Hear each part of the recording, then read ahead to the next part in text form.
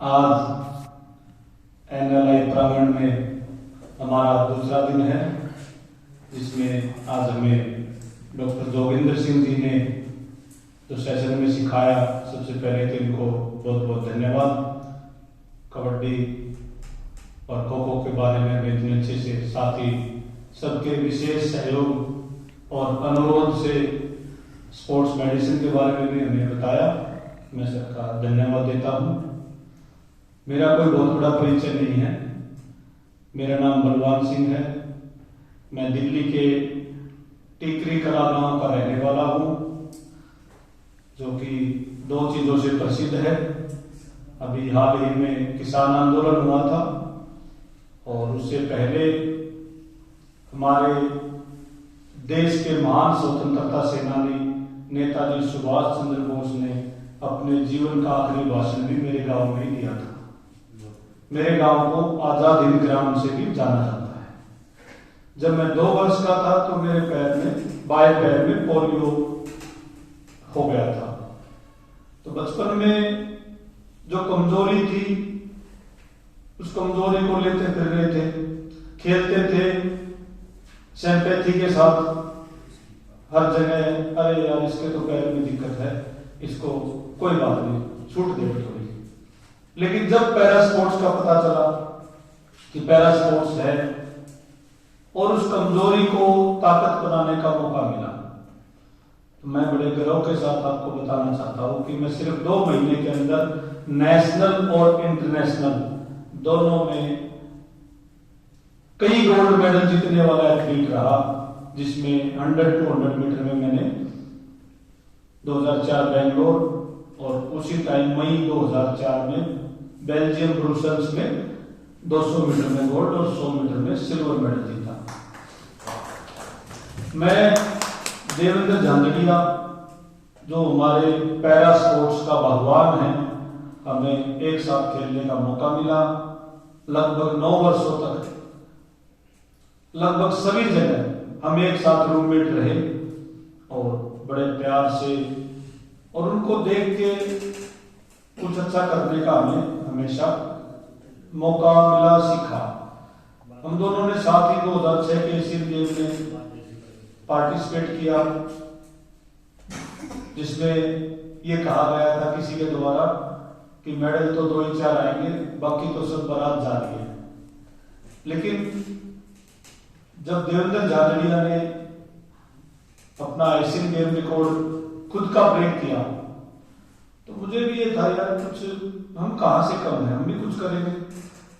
तो 200 मीटर दौड़ में भारत की तरफ से 36 साल बाद ना सिर्फ gold medal, but gold medal के साथ साथ एक नया मीट रिकॉर्ड बनाने का मुझे सौभाग्य मिला, जो कि मेरे लिए बहुत और देश के लिए बहुत गर्व का विषय था। वो रिकॉर्ड 10 साल रहा, ऐसे ही संघर्ष चलता रहा। मैं दिल्ली से पार्टिसिपेट करता था। दिल्ली में पहले कोई एसोसिएशन नहीं थी, तो सबसे पहला नेशनल हरियाणा से खेला। फिर मन में आया कि क्यों भाई दिल्ली के प्लेयर कहां जाएंगे। तो मेरा जीवन संघर्षों में रहा है। कभी आत्मसम्मान से समझौता नहीं किया, कभी गलत के सामने झुके नहीं, चाहे वो कितना ही ताकतवर हो, और हमेशा कमजोर का साथ दिया, चाहे उसके कितने ही दुश्मन हो, उसके लिए चाहे कोई भी कीमत चुकानी पड़े। Doctor D.R. Saini DPS school आर.के. पुरम के प्रिंसिपल रहे हैं। उनसे एक बात सीखने को मिली। वो कहते थे, पहले करो काम, फिर होगा आपका नाम, फिर मिलेगा आपको सम्मान। काम, नाम, मान और इनाम। मान को दाम भी कह सकते हैं। काम, नाम, दाम और इनाम। मैंने काम किया तो मुझे लोगों से जुड़ने का इनाम मिला, सम्मान मिला। लेकिन अगर इसको हम चेंज कर लेंगे कि हमने काम किया नहीं और हमने शॉर्टकट लगा दिया, तो वो थोड़े दिन चलेगा। और उसी वजह से मैं दिल्ली में दिल्ली पैरा स्पोर्ट्स एसोसिएशन का फाउंडर रहा। मैंने खुद खेलते हुए भी दिल्ली की एसोसिएशन बनाई और भरत भाई जैसे इंटरनेशनल एथलीट वहां से निकले, हम सब साथ खेले और दिल्ली लगातार नेशनल लेवल पर रनर अप अनेकों बार रही। हरियाणा में स्पोर्ट्स की बहुत ज्यादा वैल्यू है, बहुत ज्यादा स्पोर्ट्स को इंकरेज किया जाता है, बट दिल्ली में दुर्भाग्य था कि हमें आज तक एक चौकीदार की भी जॉब नहीं मिली स्पोर्ट्स कोटे से। और पहले दिल्ली में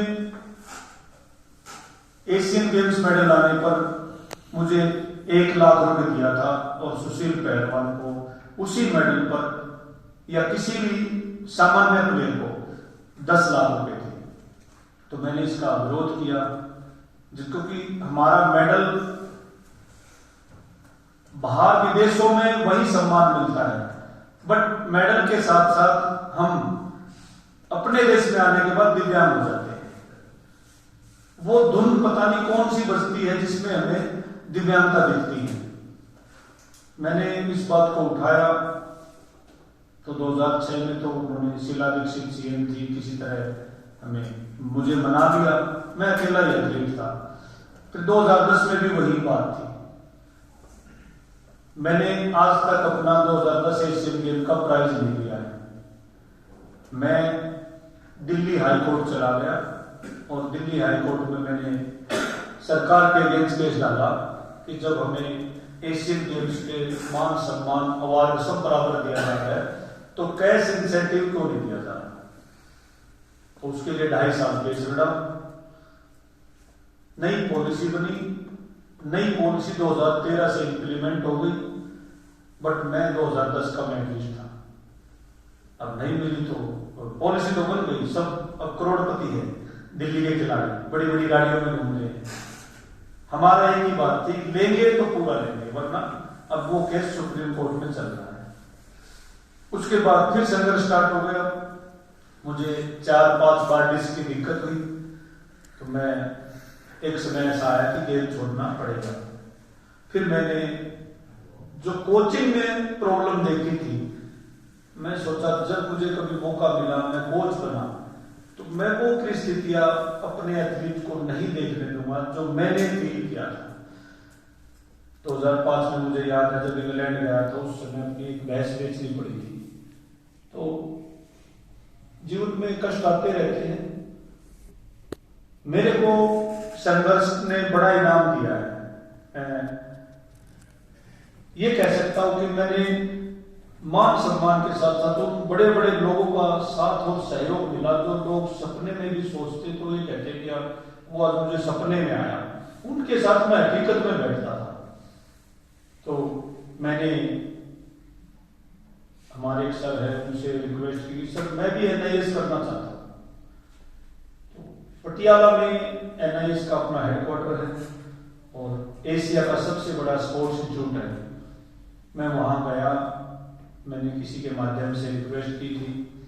तो 62 साल बाद जब से NIS पटियाला में नेताजी सुभाष इंस्टीट्यूट में डिप्लोमा कोचिंग का जो कोर्स स्टार्ट हुआ था, उसके बाद मुझे एक दिव्यांग एथलीट के रूप में पहली बार डिप्लोमा कोच बनने का सौभाग्य मिला।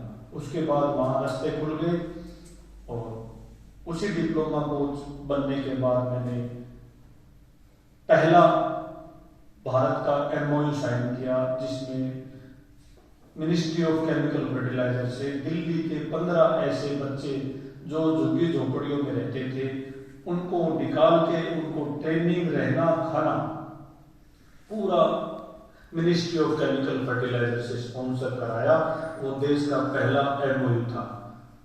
उसमें मैंने पाया, उसमें मुझे जो एक ऐसे कोच जो मैं चाहता था, मेरे बच्चे किसी भी प्रॉब्लम में आए तो मैं एज ए कोच उनको प्रॉब्लम ना आने दूं, सिर्फ उनको कोचिंग से मतलब है, वो सब करने का मुझे मौका मिला।